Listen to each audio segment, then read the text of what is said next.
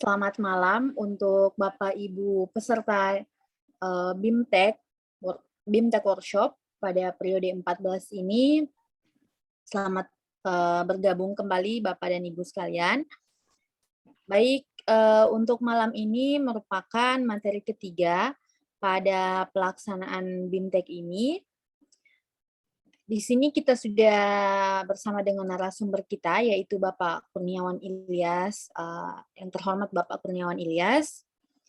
Adapun untuk materi yang akan dibawakan pada malam ini, yaitu probity audit perencanaan teknis kerusakan bangunan, studi DAK fisik pendidikan. Baik Bapak Ibu sekalian, untuk mengefisienkan waktu, langsung saja kami persilakan dengan hormat kepada Bapak Kurniawan selaku narasumber kita pada malam ini. Silakan Pak.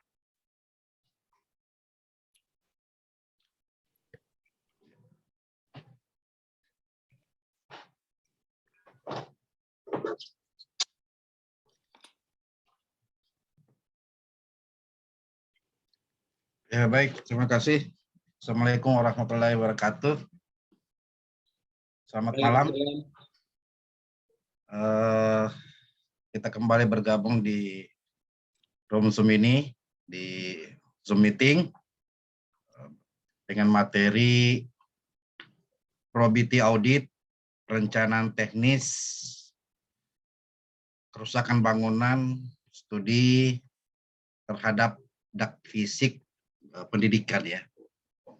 Jadi ini materi ketiga. Karena beberapa malam yang lalu materi disajikan tentang PTKP dan TKP sendiri kurang maksimal karena kondisi fisik yang menurun sehingga bisa disajikan di hari-hari berikutnya. Baik, saya share saja materinya.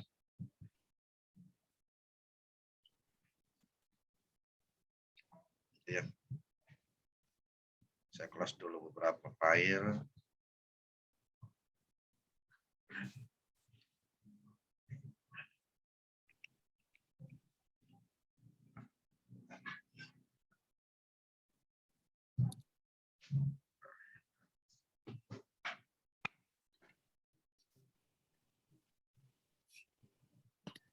Oke, lagi.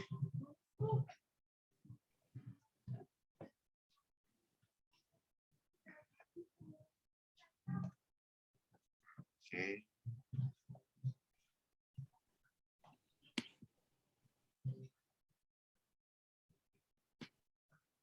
Sudah kelihatan masih saya? Sudah Pak.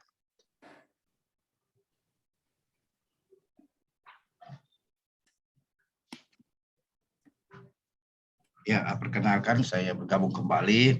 Saya dari APIP Pemerintah Kota Kendari menyajikan materi probity audit perencanaan teknis.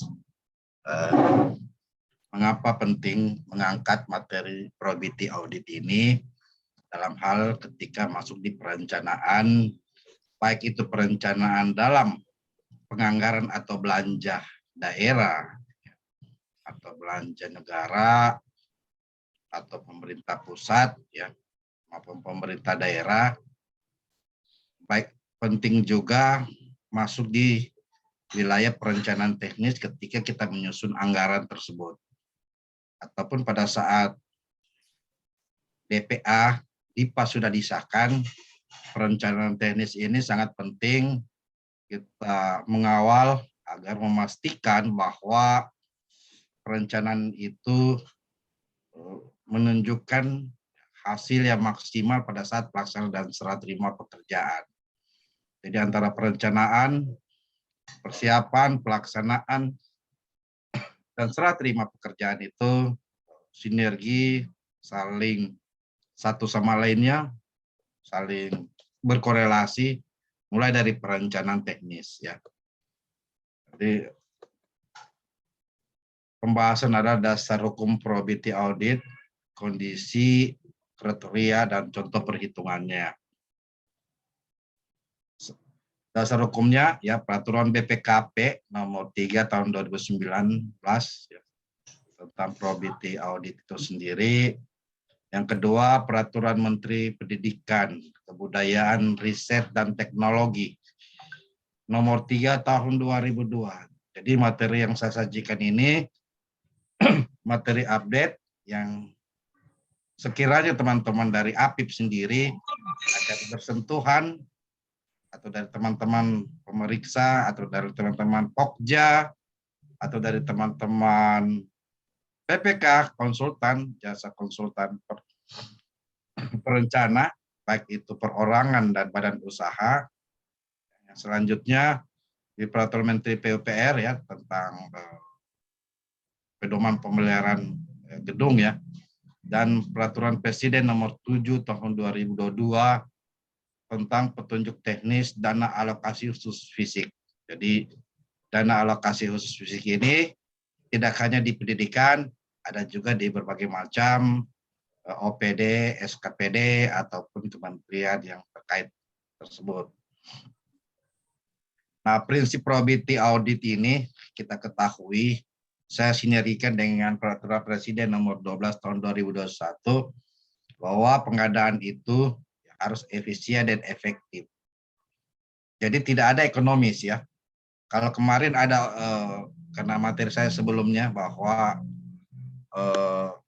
kalau audit kinerja itu ada ekonomis, mungkin itulah nanti kita adakan pembaharuan terhadap kertas kerja audit kinerja nanti.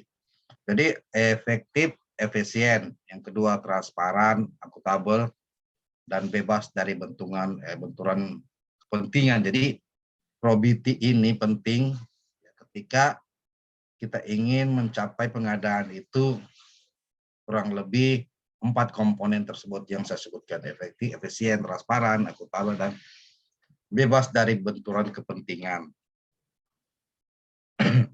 Tujuan dan sasaran probity ya, probity audit itu bertujuan untuk meyakinkan bahwa pengadaan barang dan jasa telah dilaksanakan sesuai dengan probity requirement. Artinya apa? Mentaati prosedur pengadaan. Jadi prosedur pengadaan sesuai dengan ketentuan, sesuai dengan prinsip dan etika pengadaan barang berdasarkan hasil audit atas dokumen informasi yang diterima oleh auditor atau PDUPD. Selain itu untuk memberikan rekomendasi perbaikan atas proses pengadaan itu sendiri. Itu sebenarnya tujuan dari probity. Jadi sasarannya adalah memberikan keyakinan yang memadai. Itu probity. Jadi probity beda dengan review. Review itu memberikan keyakinan yang terbatas. Sedangkan probity memberikan keyakinan yang memadai. Berkaitan dengan apa? Kebutuhan dari segi jumlah, prosedur, pengadaan menghasilkan barang sesuai dengan value for money, mencegah penyimpangan atau fraud, mengidentifikasi ya, kelemahan pengendalian intern dan manajemen risiko dalam hal pelaku pengadaan barang dan jasa itu sendiri. Jadi, nah pihak dalam probity kita ketahui ya, OPD itu sendiri, ya, inspektorat ya atau APIP ya secara keseluruhan. Sebab APIP juga mencakup juga dari teman-teman dari BPKP. Tahapan probity ya, ada probity perencanaan. Jadi ada beberapa, saya menambah, ada beberapa tahapan probity tidak dimasukkan. Jadi ada probity di perencanaan. Ya. Ini kita masuk di tahapan probity perencanaan, ya, di mana ketika pada saat menganggarkan atau membiayai kegiatan tersebut dalam RKA atau rancangan APBD, ya, tentu atau RKKL, Kementerian Lembaga, ya tentu di perencanaan kita masuk di hulunya. Jadi perencanaan itu adalah hulu dari segala proses tahapan ketika kita melakukan probity. Saya cepat-cepat karena banyak materinya ini. Metode probity, ada desk review, ya berarti melihat peraturan yang terkait, ataupun juga file audit, ya. Kunjungan lapangan, validasi, ataupun menggunakan tenaga ahli. Jadi ada 3 metode probity. Jadi unsur laporan atau temuan probity audit ini pertama ya tentu kita lihat kondisi bagaimana, kriteria, sebab, akibat, dan rekomendasi. Jadi inti dari laporan temuan probity audit kurang lebih ada 5 kata kunci. Ya. Pertama kita harus paparkan kondisi yang terjadi, kriteria apa yang seharusnya, 3 sebabnya dikarenakan apa, dampaknya seperti apa, dan apa yang kita rekomendasi ya pada pihak auditi. Nah, ketika kita bicara pekerjaan perencanaan teknis untuk bangunan gedung, khususnya bangunan gedung dak fisik sekolah, maka kurang lebih ada 17 pemaketan. Jadi ada 17 pemaketan, ya ini saya lihat di peraturan Permendiknas ya, Permendikbud tadi, ada 17 pemaketan dalam hal pembangunan ataupun rehabilitasi dak fisik bidang pendidikan. Ya. Jadi ada 17 pemaketan. Jadi di luar dari ini tidak termasuk bagian dari dak fisik ataupun juga bukan ruang lingkup pemaketan perencanaan teknis untuk dak fisik bidang pendidikan. Ya. Saya baca saja kayak banyak materinya. Jadi karena materi tadi kerusakan bangunan, maka kita lihat dulu definisinya. Menurut Permen PUPR nomor 28 tahun 2024-2008 tentang kerusakan bangunan adalah intensitas kerusakan bangunan. Ada tiga ya, ada tiga. Ada kerusakan ringan, ada kerusakan sedang, dan ada kerusakan berat. Apa saja kerusakan ringan? Di peraturan PU 24 ini sudah menjelaskan, terutama yang pekerjaan non struktural seperti penutup atap, langit, penutup langit, dan dinding pengisi. Perawatan tingkat biaya maksimum 35% dari harga satuan tertinggi dalam bangunan untuk tipe kelas yang sama ya. Jadi yang kedua kerusakan sedang. Apa sih kerusakan sedang? Adalah kerusakan sebagian komponen non struktural atau komponen struktural seperti atap, lantai, dan lainnya. Sama, dia 45% dari harga satuan pembangunan gedung. Kerusakan berat, ya kerusakan berat ini kerusakan sebagian besar komponen bangunan struktural maupun non struktural setelah diperbaiki masih dapat berfungsi dengan baik sebagaimana mestinya. Dan biaya maksimumnya 65% ya. Jadi biaya maksimum 60% dari kategori tersebut. Selanjutnya ada Permendikbud yang baru, Permendikbud nomor 3 tahun 2022, kerusakan rehabilitasi, jadi dia disebut rehabilitasi, rehabilitasi. Jadi rehabilitasi rusak sedang adalah rehabilitasi terhadap bangunan yang tingkat kerusakannya lebih dari 30%. Jadi dia dikategorikan rehabilitasi sedang ya, menurut peraturan ini kerusakannya lebih dari 30% sampai 40%. Dari mana? Dari harga satuan tertinggi pembangunan gedung tersebut. Yang kedua, rehabilitasi berat, yaitu rehabilitasi bangunan dan tingkat kerusakannya lebih besar dari 45 sampai dengan 65%.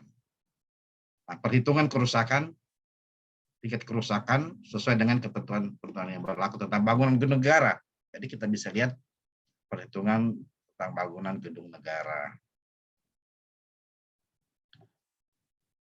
Ya, seperti contoh ya, kondisi misalnya ruang kelas baru, kriterianya apa? Kalau bicara ruang kelas berarti pembangunan RKB ya, ruang kelas baru. Ini kondisi dan kriteria. Ini dari mana kita merujuk norma, kaidahnya, peraturannya.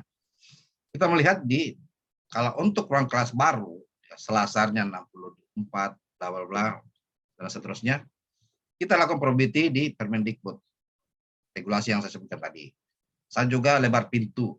Jadi inilah di perencanaan teknis inilah pihak APIP itu sendiri mencermati dokumen yang disusun oleh misalnya konsultan perencana, ya, atau pada saat pradesain, untuk memastikan bahwa untuk ruang kelas baru, perencanaan teknisnya, baik dari segi gambar kerjanya, rencana kerja dan syarat-syaratnya, rencana kerja dan syarat-syaratnya, dan rencana perhitungan biaya, yaitu sering disebut engineer estimate, harus mengikuti kaidah yang ada di peraturan tersebut, peraturan Dikbud tersebut. Di luar dari itu, ya, peran APIP ya, merekomendasikan untuk melakukan perbaikan atau koreksi yang dilakukan oleh konsultan itu sendiri. Jadi membaca, memprobiti gambar kerja atau soft drawing yang dibuat oleh konsultan perencana atau konsultan perancangan, memastikan setiap gambar tidak hanya potongan denah, tidak hanya tapak, tidak hanya potongan-potongan, tidak hanya set plan-nya saja, harus ada potongan detail setiap item uraian pekerjaan yang tergambar dalam bentuk notasi. Jadi di gambar itu ya, tentu ada notasi di mana selasar 64 meter persegi. Itu harus tergambar gitu, di dalam gambar kerja ataupun gambar teknik. Ya. Jadi ketika kita mau probiti berdasarkan regulasi, tentu kita minta gambarnya, perhitungannya. Apakah sudah sesuai dengan luasan 64 meter persegi, termasuk juga jendelanya sesuai dengan kondisi. Ini standar teknis yang dipakai, yang jadi pedoman kalangan perencanaan teknis untuk menjalankan untuk pembangunan RKB, ruang kelas baru ini sendiri. Jadi untuk sekolah ya, sekolah. Termasuk juga yang terakhir, misalnya bentuk ruang ya. Ini ada standarnya. Jadi bentuk ruang sekolah beda bentuk ruang teman-teman PNS lainnya ya. PNS lainnya itu berbeda.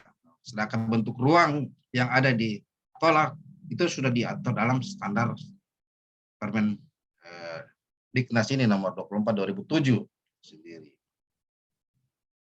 Selanjutnya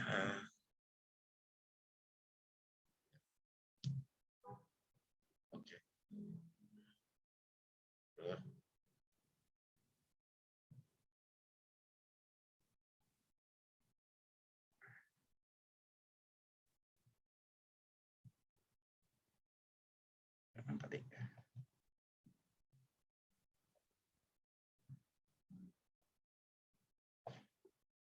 Oke. Ini ya. Termasuk juga jamban ya. Jamban itu penting ya. Tentang penataan ruangnya, sirkulasi udaranya ya. Dia punya dimensi atau ukuran ya, jamban itu sendiri itu sudah diatur dan memiliki pedoman dan standar yang sudah ditentukan oleh Permendikti. Jadi probitinya kita adalah memastikan bahwa perencanaan teknis baik itu dari konsultan ataupun dari instansi teknis seperti PU ataupun Dinas Pendidikan sesuai dengan standarisasi yang sudah ditetapkan di PPT.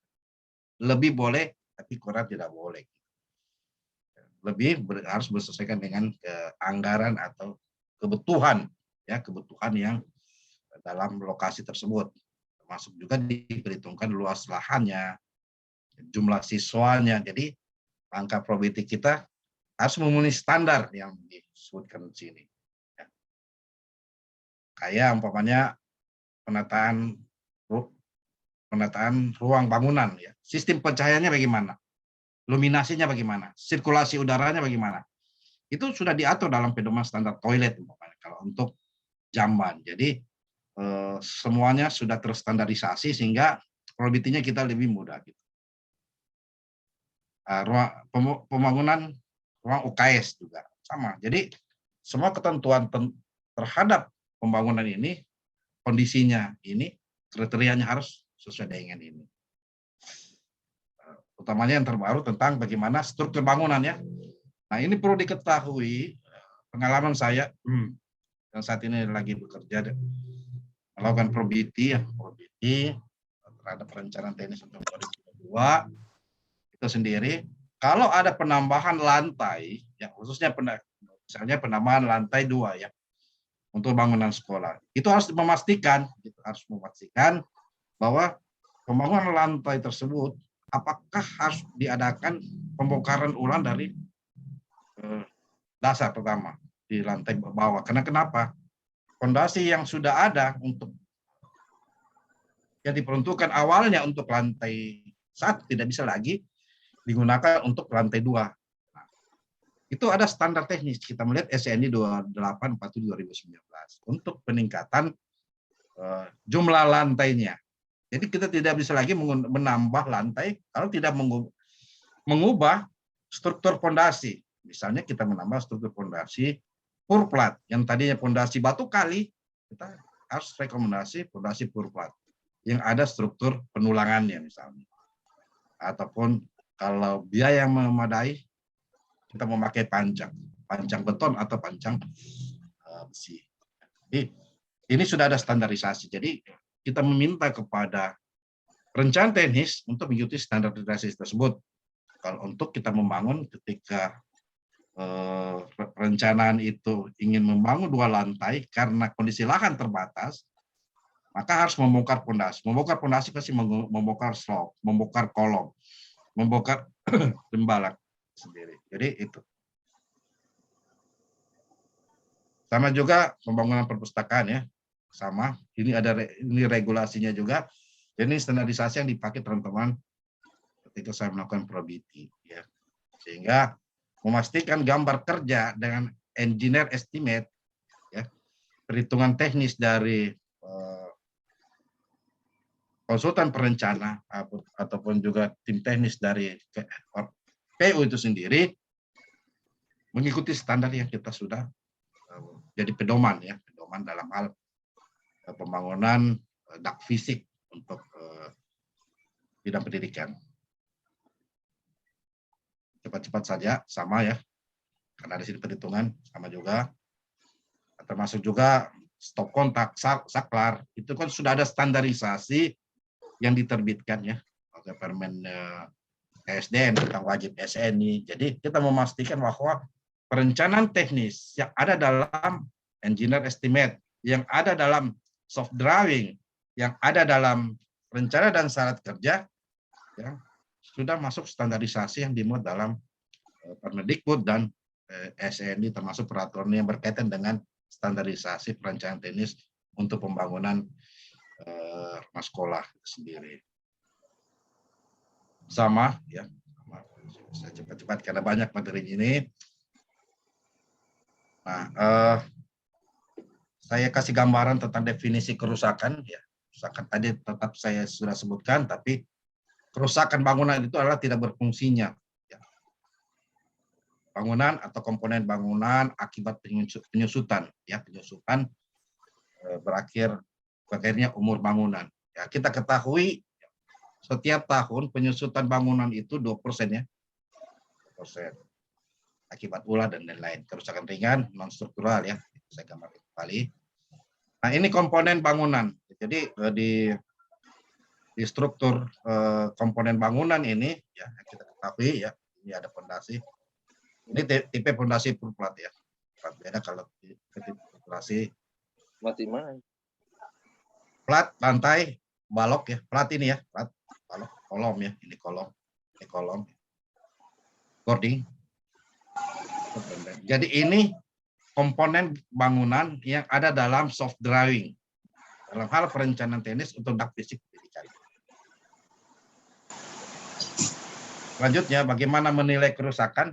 Ya, tentu langkah yang dilakukan oleh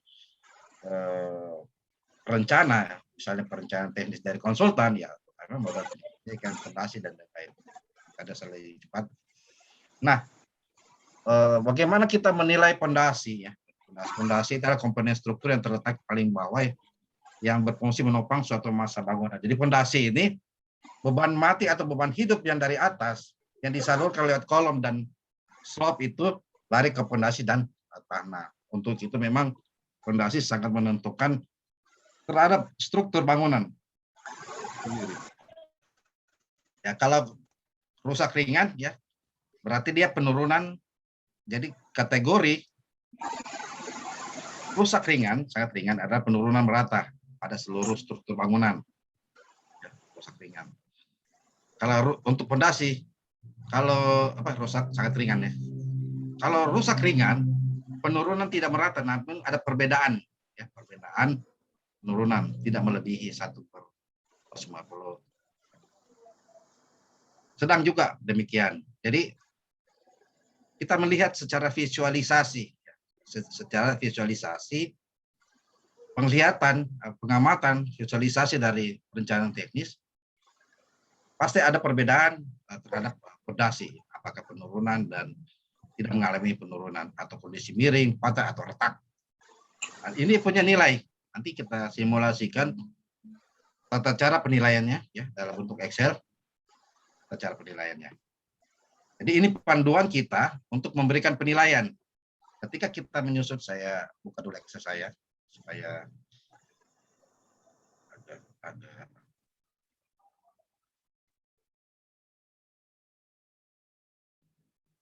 buka dulu.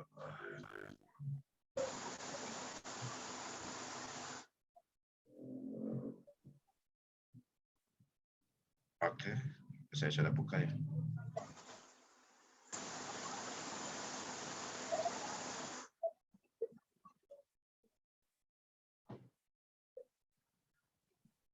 Ini rumus ya. Ini rumus. Jadi tadi umpamanya pondasi, misalnya pondasi yang ada di kantor atau di sekolah. Kalau tidak mengalami kerusakan seperti yang tadi kategorinya, maka tidak kita sebutkan ada kerusakan. Jadi kita tidak mengisi di sini. Kalau kita sebut ada kerusakan, maka kita ini salah satu ini. Penurunan seluruh struktur. Jadi saya sudah ada formatnya, sisa ditulis. Kalau umpamanya ada penurunan merata seluruh struktur bangunan, maka secara otomatis terjadi kerusakan. 20%. Secara otomatis terjadi kerusakan 20%. Jadi otomatis saja, jadi kita mengisi ya, mengisi. Kalau dia kategori ringan, ini satu ya. Kalau untuk kolom, tapi saya belum masuk di kolom ya. Jadi ini contoh-contoh, sisa saya bagikan nanti. Jadi kita masuk materi lagi.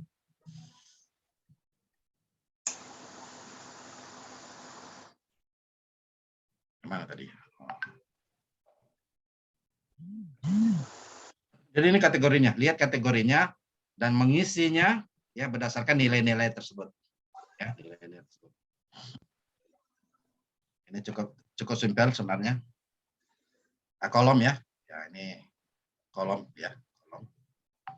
Kalau dia sudutnya pecah ya kolom. Kolom ya. Ini kolom praktis, berarti dia berada di tengah ya, kolom utama dia di antara sudut. Ini kategorinya. Deskripsi kerusakannya kita harus lihat. Ya. Kalau ringan kita beri 0,4. Kalau sedang 0,6 dan lain. Jadi di tabel tadi yang saya tampilkan sebentar, ya, tadi barusan sisa kita isi. Jadi dia secara otomatis berubah. Jadi kita minta juga kalau posisi sebagai auditor atau APIP, ya tentu kita melihat perhitungannya yang saya akan berikan kepada teman-teman ya. Tapi ini standarisasi atau kriteria ataupun kondisi yang harus dijalankan ketika kita ingin melakukan probity ya, memastikan bahwa perencanaan teknis itu sudah menjalankan prosedur penilaian, prosedur perhitungan yang sudah saya sajikan ini. Nah, ini perhitungannya ya. Nah, ini 0,8, ini kita kembali lagi 0,8 ya. Misalnya perhitungannya rusak berat ya. 0,6. Ada juga rusak sedang ya, kayak K1 ya. Rusak berat ya K1. Pokoknya yang K1 ini rusak ini. Ya rusak berat. Kalau di kolom ya, di kolom, hijau kolom.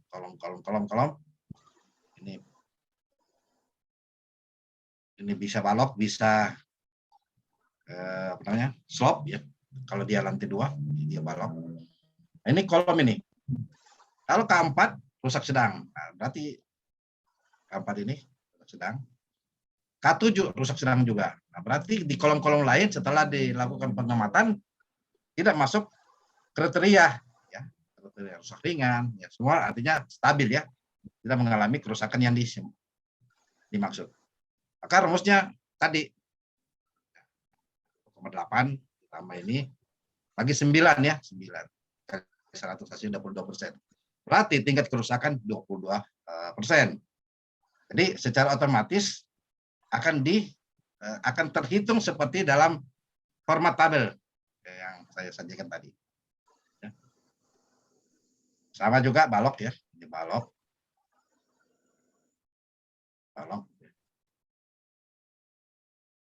ya, tim balok ini. Sama juga perhitungannya. B1 atau B4 ya, B1 mana? B4 ini yang rusak ya. Dibagi 8, ya. Ada 8 balok ya. Sini 7. Dan seterusnya. Ada yang penting sekali tentang atap. Atap. Nah, kebanyakan teman-teman dari perencana teknis sendiri tentang kemiringan atap. Kemiringan atap dalam SNI ataupun Peraturan Beton Indonesia 1971, SNI 2002 ya, 3748, SNI 3748 2002, standar teknis kemiringan atap ini dia sudut derajatnya itu ya, sudut derajatnya 30 sampai 50 derajat. Ini apa? Kita melihat gambarnya, mana notasinya, gambar umpamanya atap kuda-kuda dan bentangannya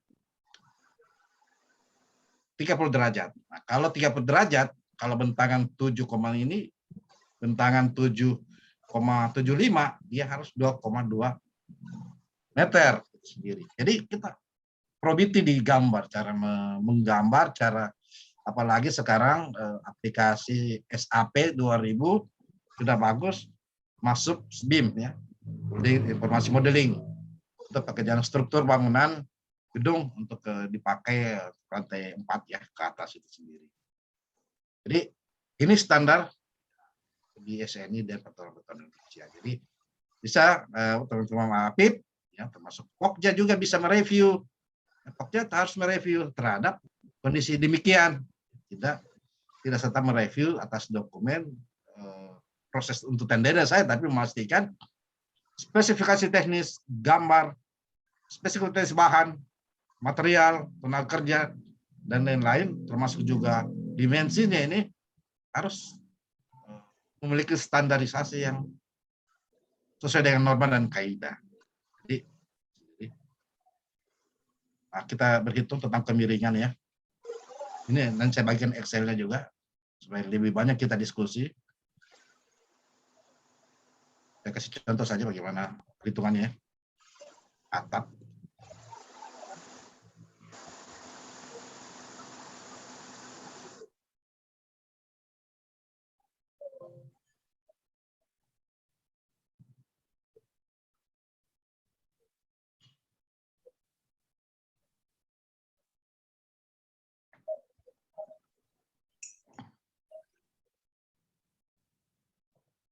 Oke. Jadi dasar menghitung ya kemiringan atap ya yang memenuhi ya, yang memenuhi standar itu sendiri. Kita lihat.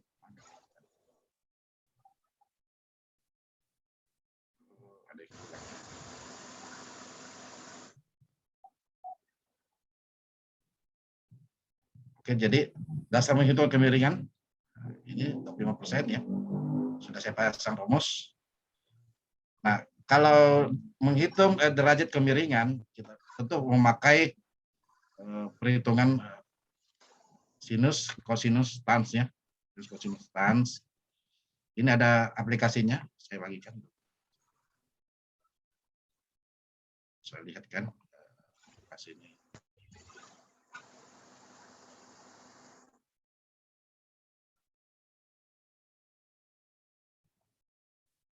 Dia sempat terdelete ya.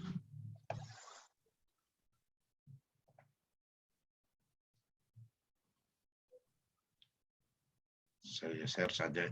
Aplikasinya menghitung derajat kemiringan. Mana tadi? Ya.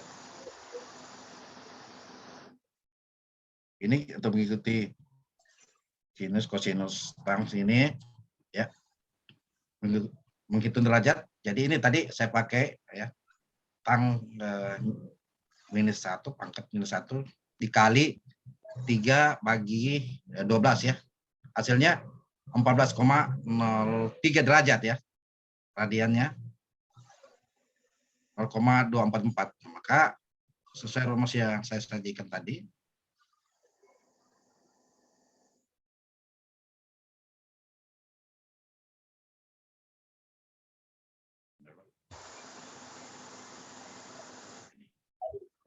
tiba-tiba hilang. Oke. Jadi saya sudah pasang rumus ini. Dia benar ya, memakai rumus yang ada saya tampilkan di sini. Jadi kalau mau menghitung derajat yang rumus menghitung derajat kemiringan, ini persentase dalam bentuk Excel sudah. Tapi derajat kemiringan kita bisa lihat coba ya, ada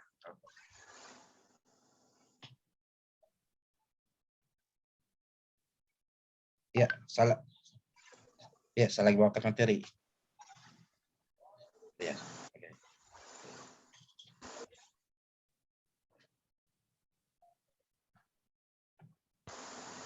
Jadi itu ya. Jadi pakai saja link ini untuk menghitung sinus, kosinus, tans terhadap kemiringan ya, kemiringan atau derajat kemiringan suatu atap ya, suatu atap ya. Jadi saya kasih juga tentang menghitung kemiringan lereng ya, juga kemiringan sungai ya. Itu kita lanjut di materi selanjutnya.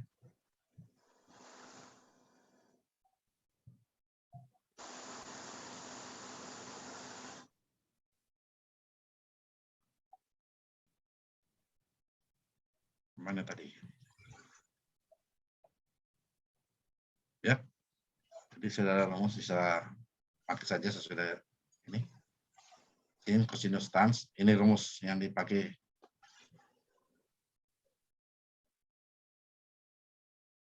Kemiringan. Ya, perhitungannya sama. Pada tadi, dinding juga ya, perhitungan sama.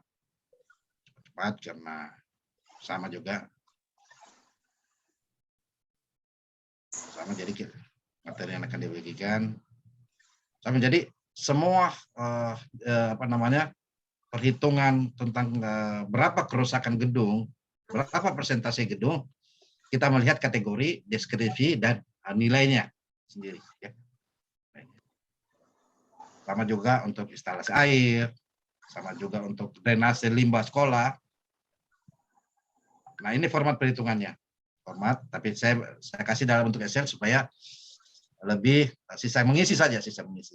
Jadi ketika kita mengisi, misalnya penurunan merata pada seluruh struktur, kan tadi tidak ada kerusakan tadi, yang simulasi saya. Kalau ada penurunan merata berarti 20%. Ya. Kalau ada umpamanya struktur kolom, dia rusak ringan, ya 1 koma ya, rusak ringan. Kalau dia rusak sedang, kita isi di sini. Sedang. Berat. Ya. Ini sangat ringan, sedang, dan berat. Jadi sudah ada nilai-nilai yang sudah dicantumkan. Jadi secara otomatis dia akan berubah, sehingga hasilnya akan secara otomatis juga dia berubah. Ini semua diisi berdasarkan visualisasi kita melihat kondisi komponen bangunan. Nah, bagaimana kalaupun perlu pendekatan teknologi ya, tentu kalau untuk kerjaan fondasi ya, pekerjaan fondasi, ya tentu kita butuhin soil test atau sondir ya. Sondir untuk memastikan juga fondasi yang paling dalamnya, atau ya dukun tanahnya, kalau kita untuk memastikan bahwa berapa sih kedalaman fondasi galiannya nanti, memakai fondasi tipe apa, ya. Fondasi semuran ya atau fondasi lainnya ya, fondasi dalam, tapak atau bagaimana. Jadi kita bisa menggunakan teknologi itu. Jadi itu yang bisa saya sajikan. Saya serahkan kepada moderator untuk kita diskusi.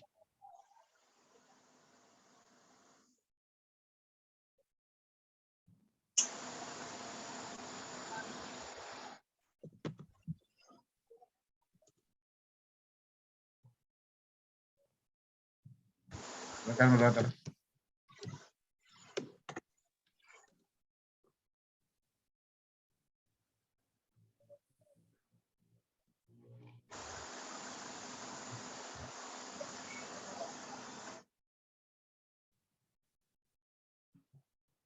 Moderator, bagaimana?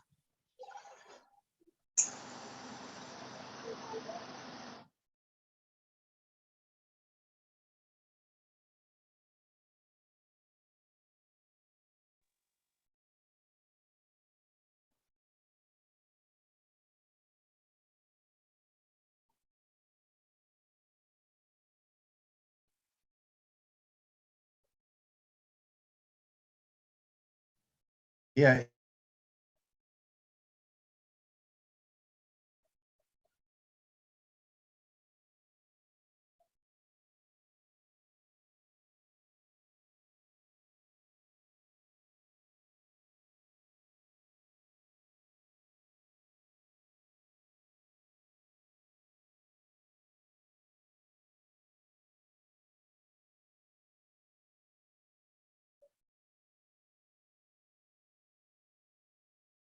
Yeah. Ya, bagaimana Pak Kurniawan?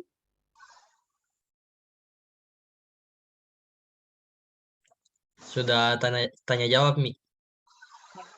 Pak Kurniawan? Iya, lanjut nih. Mana kok sisa?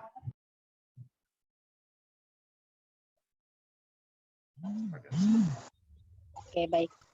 Selanjutnya Bapak dan Ibu yang ingin mengajukan pertanyaan, silakan untuk raise hand dan silakan untuk menuliskan pertanyaannya di kolom chat jika masih ada yang ingin ditanyakan.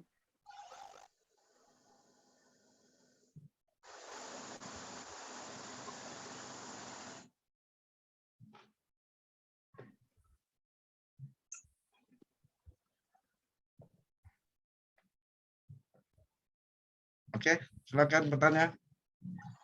Pemirsa. Baik Pak, bertanya boleh ya? Boleh. Tadi dikatakan kalau Silakan Bapak Ibu. ya, tadi dikatakan kalau salah satu tujuan probity audit itu adalah memberikan rekomendasi ya Pak ya. Yes. Nah, padahal yang namanya probity itu kan masih di awal kegiatan atau di awal perencanaan atau di awal apapun itu Pak ya. Nah ini pertanyaan saya, kira-kira misalnya ada rekomendasi yang barangkali bisa mengubah kontrak, itu kira-kira modelnya seperti apa ya? Artinya kan ini kontrak sudah Pak ya, sudah ditandatangani, tapi barangkali waktu perhitungan, waktu ini ada yang salah gitu ya, sehingga perlu rekomendasi dari kita untuk memperbaiki kontrak gitu ya. Nah ini nanti kan ada pihak bohernya gitu ya, ada pihak yang melaksanakan kontrak. Ini kalau seandainya alot itu gimana itu Pak, kira-kira Pak ya? Artinya wah saya nggak mau dikasih rekomendasi ke begini karena merugikan salah satu pihak gitu. Itu aja Pak, kira-kira gambarannya seperti apa kalau menurut Bapak. Terima kasih Pak. Assalamualaikum. Salam. Jadi saya sudah berapa kali mendampingi paket proyek ya, proyek besar. Jadi kalau ada permintaan review, permintaan probity ke APIP itu sendiri, memang APIP juga tadi mengikuti norma, kaidah, dan ketentuan ya. Yang kedua, menghindari diri dari kepentingan atau benturan kepentingan.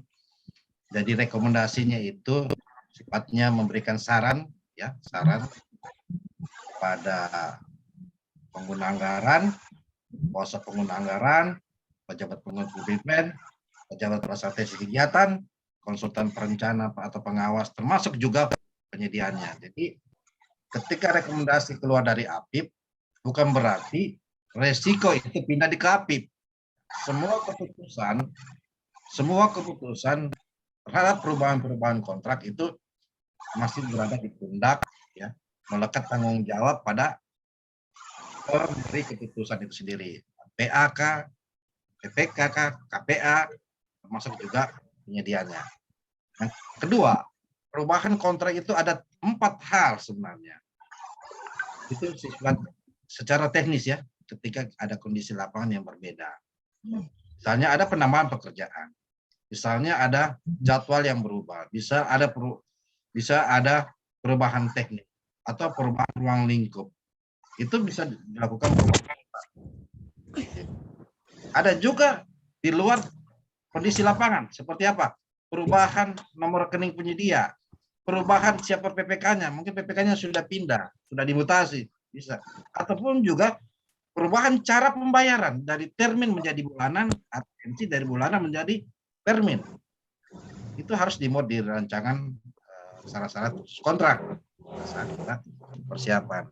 Nah, untuk itu ketika rekomendasi APIP itu sendiri tidak berarti resiko itu pindah ke APIP. Ya. APIP cuma memberikan saran terhadap norma, kriteria, kondisi, akibat dan sebab itu sendiri. Jadi silakan PPK, silakan KPA, penyedia, perencana teknis mengambil keputusan atas rekomendasi tersebut, ikut atau tidak. APIP merekomendasikan berdasarkan kondisi dan kriteria. Kriteria apa? Pasti ada regulasi, ada ketentuan, ada norma, kaidah yang menjadi pegangan APIP. Tanpa ada kaidah, tanpa ada regulasi, ketentuan yang menjadi pegangan APIP tidak akan pernah merekomendasikan satu hal yang sifatnya untuk masalah tersebut. Demikian Pak Adam ya. Ya, terima kasih Pak. Jadi artinya rekomendasi kita itu sebetulnya hanya memberi semacam peringatan dini ya, entah apakah nanti dilaksanakan oleh siapa ya, oleh PPK atau oleh penyedia atau oleh yang lain, itu sebetulnya kita yang penting sudah melakukan semacam fungsi dari APIP gitu aja ya Pak ya. Ya, quality assurance ya. Ya. Baik Pak, terima kasih.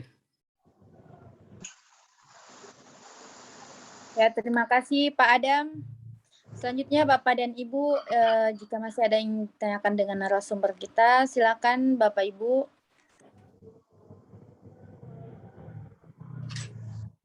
Mungkin jika ada yang didiskusikan mengenai dengan materi yang tadi, untuk materi yang tadi sendiri dia membahas beberapa poin-poin.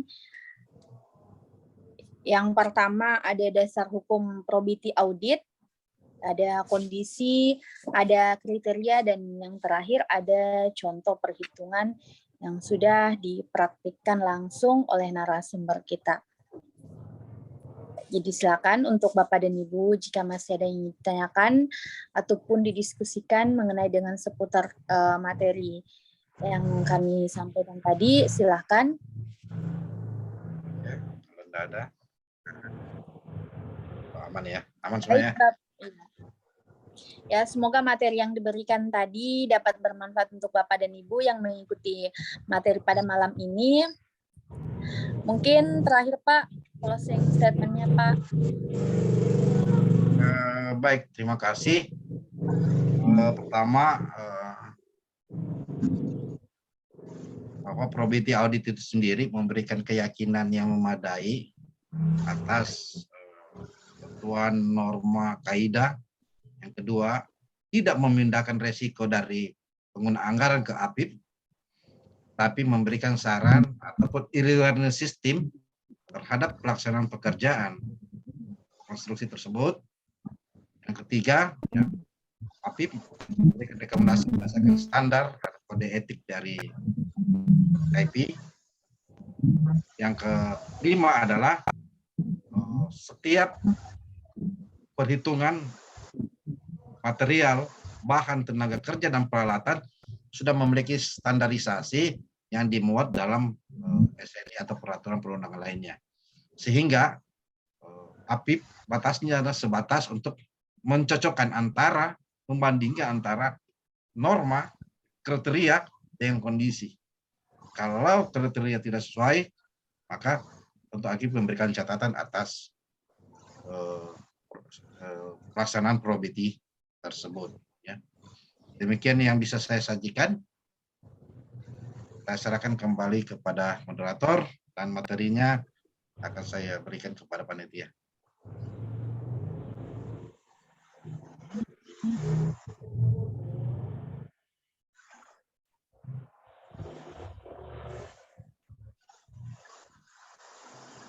Oke.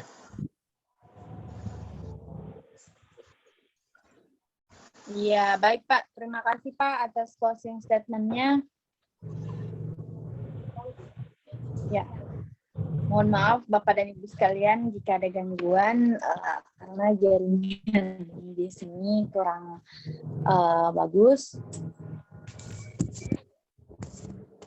Ya, baik Pak Kurniawan, mungkin terakhir Pak, ini ada pertanyaan.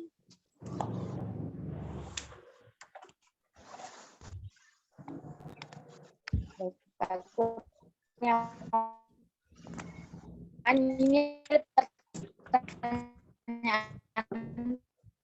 Pak.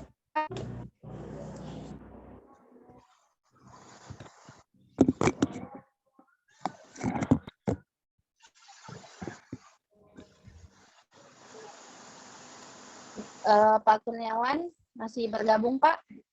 Iya. Ini pertanyaan terakhir ya. Iya Pak. Sudah di closing ya. Iya Jadi, Pak, iya Pak, baik Pak. Iya. Setelah closing statement tadi. Ya. Oke, Ini jadi dari pertanyaan dari Bapak Anang. Jadi umumnya probity berdasarkan permintaan OPD, namun karena Bapak amanat Anang. probity, APIP menentukan objek, sehingga objek itu belum siap. Apabila rekomendasi kita di Oke, nanti kita tunggu dua hal. Kita masuk di audit kepatuhan ya. Jadi kita bisa juga masuk di audit kepatuhan. Kalau belum siap ya. Jadi kriteria tentang probity audit tadi salah satunya ya untuk mencegah fraud, ya, benturan kepentingan, ya. Pekerjaan tersebut ada kepentingan masyarakat lebih luas atau politisasi atau tekanan. Jadi baiknya APIP masuk di probity untuk memastikan semua prosedur, kriteria, tahapan itu sesuai dengan ketentuan yang berlaku, bebas dari intervensi. Tapi kalau belum siap, ya tentu akan ditagih tahun depan, kita audit kepatuhan saja. Demikian ya bisa.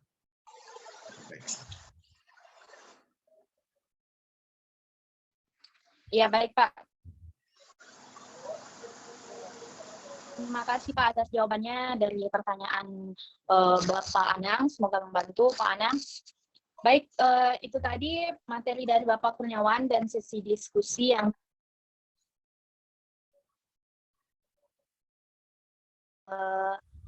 sampai jumpa kembali di webinar selanjutnya, yaitu materi keempat pada periode 14.